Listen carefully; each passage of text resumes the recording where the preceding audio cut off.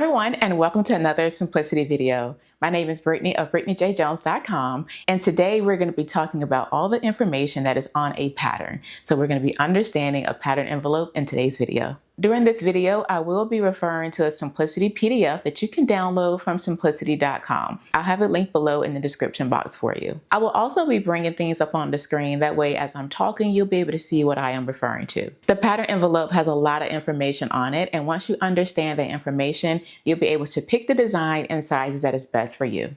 We'll get started with the front of the envelope, and on the front you will see photographs as well as pattern information and illustrations. Number one is the identification information. This includes the brand, the pattern number, as well as the size range for the envelope. This is very important because oftentimes there are multiple envelopes, so it's important to make sure that you are getting the proper size range that you will need. Number two would be any type of pattern special category. So if it falls upon a learn to sew or easy to sew, you'll be able to see that on the front of the envelope. Number three are the illustrations. So these are there to show you the different views and also variations for that pattern. The illustrations will show you more details on the pattern, and they also are in different colors and sometimes prints. That way you can be more inspired and get ideas for the design. And the last key things on the front of the pattern envelopes would be the photographs. The photographs on the models will help give you a more clear view of what the garment will look like once it is sewn up. And it also serves and provides you with visual cues. That way you can look at the garment and see what it is sewn out of. So you can already start imagining different fabric weights that would be great for the garment.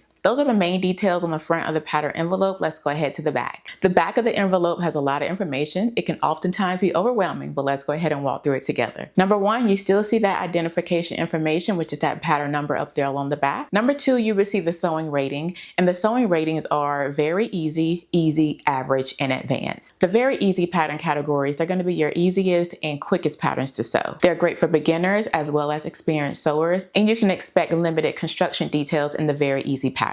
Now in the easy category, these have a little bit more details than the very easy patterns. These are going to be perfect again if you're in that advanced beginner range with limited sewing knowledge or if you're just short on time. The average patterns are perfect if you have a little bit more time as well as a little bit more experience. So if you're looking for a challenge with some techniques or maybe some unique construction details, these are going to be some great patterns to start with. The advanced patterns are for those who are looking for or ready for a challenge of more professional fitting and tailoring, and also those who want a little bit more fine couture details in their garments. These are going to be perfect for those. You can find those advanced patterns under the Vogue pattern brand.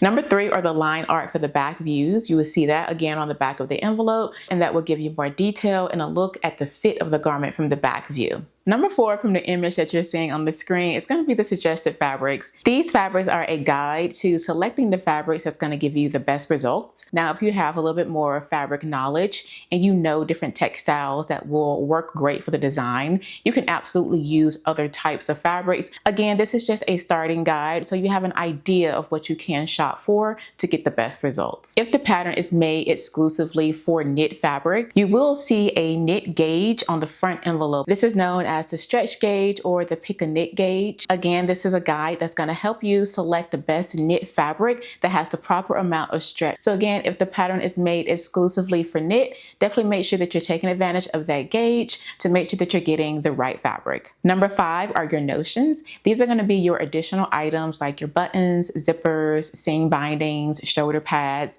that are going to be necessary to complete the garment. Whenever you can, it's a great idea and time saver to go ahead and grab all those notions at the same time you are purchasing your fabric. That way, if you need to match any colors with zippers, you're able to do that when you have your fabric. Next are the standard body measurements. These measurements are the sizes that the design is available in, and it's also the measurements that were used to help develop the pattern size. When choosing your ideal pattern size, you want to use your own body measurements along with the finished garment measurements to help you select the best pattern size. The pattern envelope that you purchase will only contain the pattern pieces for the size range that's on the front of the pattern envelope. So for example, if the pattern range is a 6 through 14, then the pattern pieces in that envelope will only be for pattern pieces 6 through 14. If you need the larger pattern size, those pattern pieces will not be in that envelope. So again, it's really important to make sure that you use your own body measurements along with the finished garment measurements to help you determine the correct size. If you need a little bit more help with that, I will link a video down below to help you choose your ideal pattern size, where I'll walk you through and go into more detail on how to do that. More important information on the back of the pattern envelope is the yardage chart. The yardage chart tells you how much fabric you need to sew the size as well as the view that you want to make. It's important to note that you will see different yardage amounts, and that does depend on the width of the fabric. If the fabric is made using 45-inch wide fabric, then that's going to require more fabric than if it was made from 60-inch wide fabric. So make sure when you're purchasing your fabric that you're also making note of the fabric width. That way you purchase the correct amount.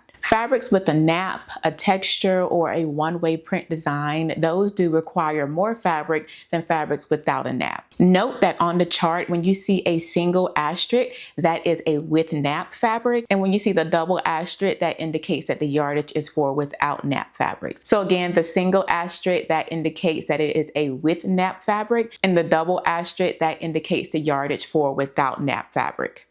I hope that's not confusing. You will also see yardage requirements for any lining, interfacing, or any other materials on that chart as well. Next, on the back of the envelope, you will find the finished garment measurements. These measurements is what the garment will measure once it is complete and sewn up. They will help you judge the fit as well as the amount of fullness or the wearing ease of the garment. So it's absolutely important to make sure that you're looking at those finished garment measurements. Depending on the garment, you will find the circumference measurement, so the bust, the waist, and hips. So for example, the skirt width and the skirt length, those will be included on your dresses and skirt patterns. The finished back length from the base of the neck, you can find those on dress patterns and top patterns as well. Pants, leg width, and the side length will be included on pants patterns. It may be helpful if you have garments in your wardrobe that you already love to take the measurements of those and write those down. Those can just serve as additional reference points to help you pick the correct size for your patterns. And again, if you want a more detailed video on how to choose your ideal pattern size, you can check that link out in the description box. The last bit of important information on the back of the pattern envelope are going to be the metric equivalents to the yardage, as well as for the notions, as well as the French translation. And lastly, one special note regarding Vogue patterns.